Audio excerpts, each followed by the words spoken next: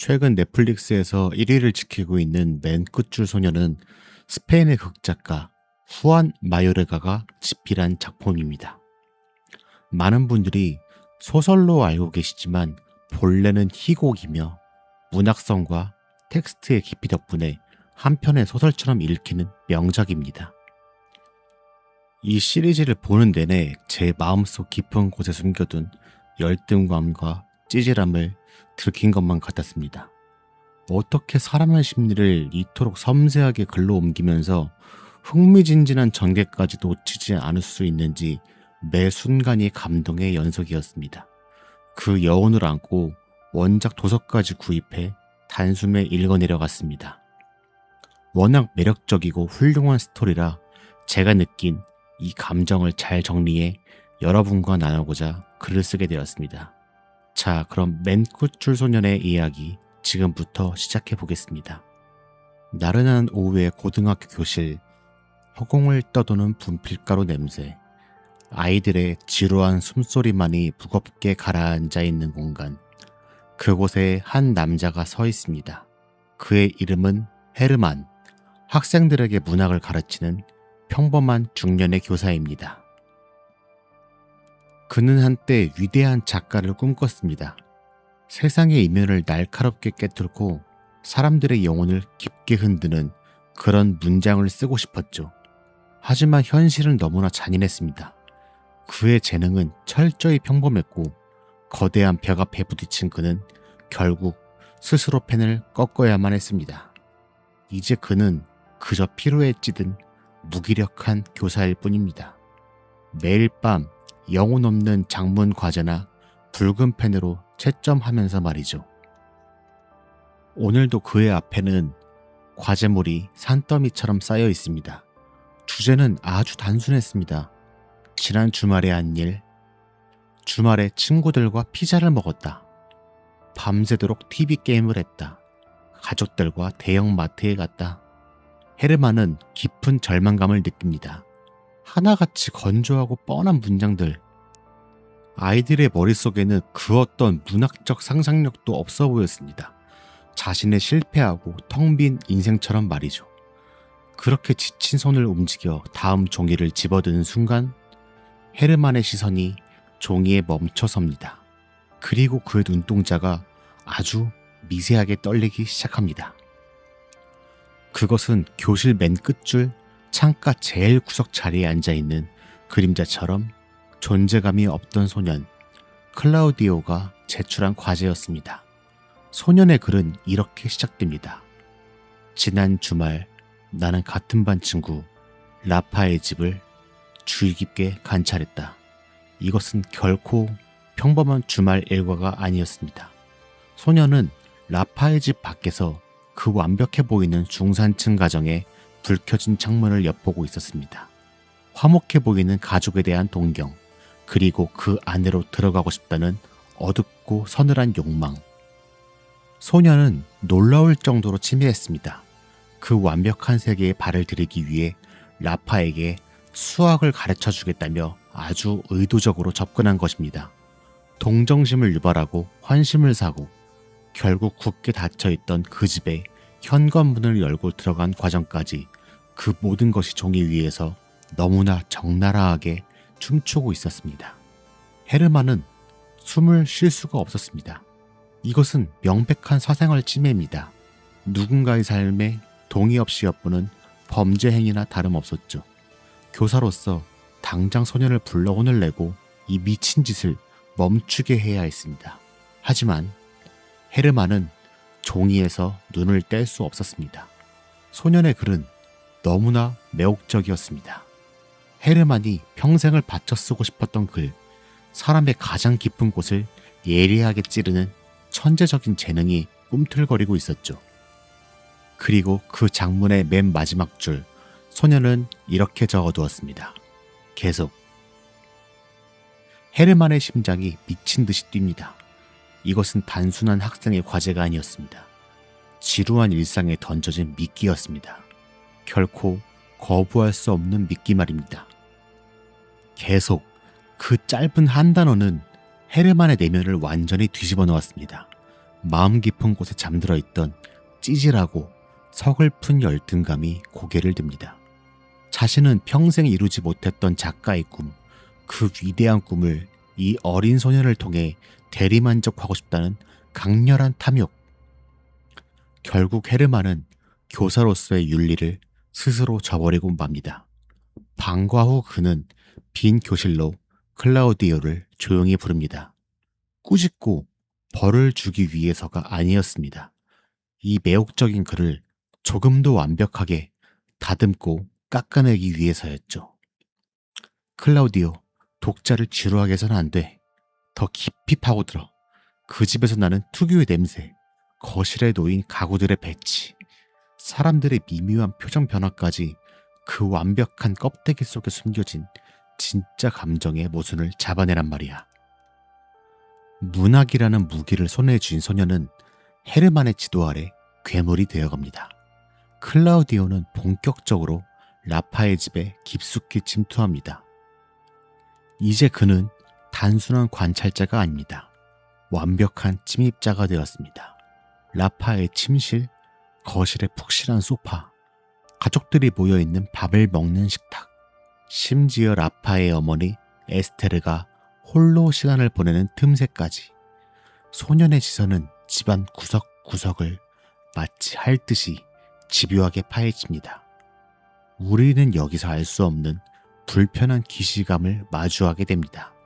안전한 곳에 숨어서 타인의 창문을 몰래 엿보고 싶어하는 끈적한 마음, 겉으로는 완벽하고 행복해 보이는 타인의 삶 속에 숨겨진 작은 균열, 흑 불행을 발견했을 때 속으로 안도하는 우리 안의 은밀한 관음증 말입니다.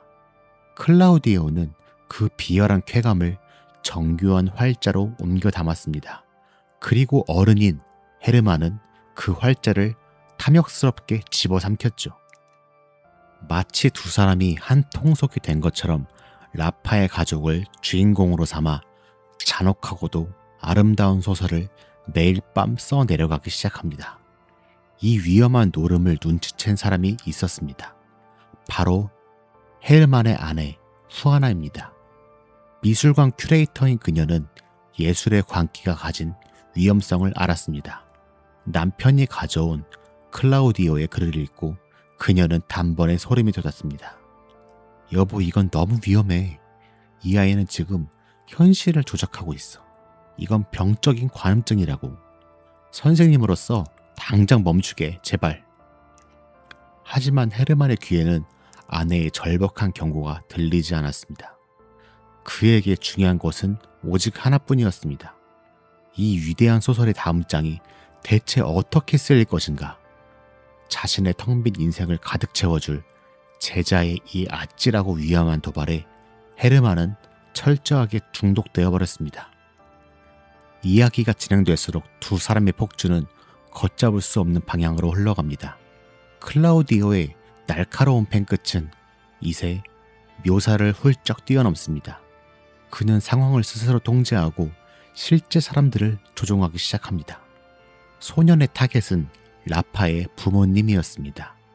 사업 성공과 중국 시장 진출에만 집착하며 가족을 억누르는 권위적인 아버지, 그리고 하루 종일 인테리어 잡지만 뒤적이며 아름다운 집안에 스스로를 가둔 채 지독한 공허함을 느끼는 어머니 에스테르. 클라우디오는 그 부모의 심리적인 빈틈을 아주 정확하고 잔인하게 파고듭니다. 특히 소년의 시선은 에스테르를 향해 위험할 정도로 집요하게 뻗어나갑니다. 그녀가 소파에서 입는 잡지 종류, 그녀의 귓덜미에서 퍼지는 은은한 향기, 그녀가 맨발로 거실을 걸어다닐 때의 소리, 그녀가 창밖을 볼 때 짓는 우울한 표정들. 소녀는 아들의 가장 착한 친구라는 완벽하고 무해한 가면을 쓴 채 그녀의 외로운 마음 한가운데로 걸어갑니다. 그리고 그 글을 매일 건네받은 헤르만은 점차 이성과 윤리를 잃어갑니다. 어느 순간부터 그는 엄청난 혼란에 빠집니다. 클라우디오가 노트에 써오는 이야기들이 어디까지가 실제로 벌어진 일이고 어디부터가 소년이 상상력으로 지어낸 순수한 허구인지 분간할 수 없게 된 겁니다. 현실과 소설의 경계가 무너진 겁니다. 이거 네가 지어낸 거지. 에스테르가 정말 너한테 그렇게 말했다고? 말도 안 돼. 이건 네가 과장해서 쓴 거잖아. 흥분한 헤르만을 보며 소년은 미소 짓습니다. 선생님이 말씀하셨잖아요. 독자를 놀라게 할 반전과 갈등이 필요하다고. 소년은 마치 신이 된 것 같았습니다. 자신이 쓰는 글의 방향대로 라파의 가정이 움직이길 바랐고 사람들의 감성을 자극해 그렇게 만들었습니다. 실제 타인의 진짜 삶이 그저 한 편의 문학을 완성하기 위한 불쏘시개로 철저히 전락하는 순간입니다. 급기야 헤르만은 선을 넘고 맙니다. 클라우디오가 라파의 집에 더 오래 머물도록 교무실에서 수학시험지 정답을 빼돌려 소년의 손에 쥐어주기까지 합니다. 타인의 삶을 마음대로 조종하려는 소년의 오만, 그리고 예술이라는 고상한 이름 뒤에 숨어 그 폭력을 부추기고 돕는 어른의 찌질함, 완벽해 보였던 라파의 가족이라는 성벽은 이들의 끔찍한 침투로 인해 서서히 무너져 내리고 있었습니다. 브레이크가 고장난 채 폭주하던 자동차, 그 끝은 당연히 절벽 아래로의 추락입니다. 파국은 처음부터 피할 수 없는 운명이었습니다. 클라우디오의 교묘한 이간질과 거짓말은 결국 현실 세계에서 끔찍한 비극을 터뜨립니다. 굳건해 보였던 가족은 산산조각이 났습니다.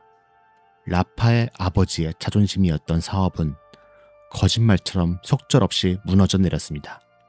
가장 믿었던 친구에게 철저히 기만당한 라파는 세상에 대한 신뢰를 잃고 절망에 빠집니다. 그리고 에스테르, 아름답고 우아했던 그녀의 평온한 일상은 돌이킬 수 없는 수치심과 깊은 상처로 처참하게 얼룩져 버렸습니다. 그리고 그 거대한 파도의 끝은 자신은 완벽히 안전한 관찰자라고 믿었던 헤르만을 그대로 덮쳐버립니다. 자신의 반 학생이 한 가정을 파탄내는 것을 처음부터 끝까지 알고도 방조한 문학교사, 오히려 그것을 위대한 예술로 포장하며 소설의 완성을 즐겼던 비열한 남자, 그의 소름 끼치는 위선과 민낯이 세상 앞에 낱낱이 까발려집니다. 학부모들의 분노는 걷잡을 수 없었고 헤르만은 평생을 바쳤던 학교에서 비참하게 쫓겨나고 맙니다. 어떤 벽면조차 통하지 않는 결과였습니다. 하지만 그에게 찾아온 진짜 지옥은 따로 있었습니다. 바로 아내 후아나입니다. 타인의 고통을 문학적 쾌락으로 소비하며 스스로 괴물이 되어버린 남편을 그녀는 더 이상 곁에 둘 수 없었습니다. 그녀는 짐을 챙겨 싸늘한 시선만을 남긴 채 그의 곁을 미련 없이 떠나버립니다. 텅 빈 집안, 아무도 남지 않은 거실, 직장에서도 사랑하는 아내에게서도 완벽하게 버림받은 늙은 남자. 그의 떨리는 손에 쥐어진 것은 단 하나. 결국 결말을 맺지도 못해 찢겨나간 클라우디오의 섬뜩한 장문 노트뿐입니다. 자신의 부족함과 열등감을 채우기 위해 타인의 삶을 훔쳐보고 짓밟으려 했던 남자의 말로 이것은 이토록 끔찍하고 초라했습니다. 모든 것을 잃고 주저앉은 헤르만의 뒷모습, 그것은 어쩌면 우리 모두의 마음속 깊은 곳에 숨죽여 웅크리고 있는 찌질한 욕망이 치러야 할 가장 정당하고 아픈 대가였을지도 모릅니다.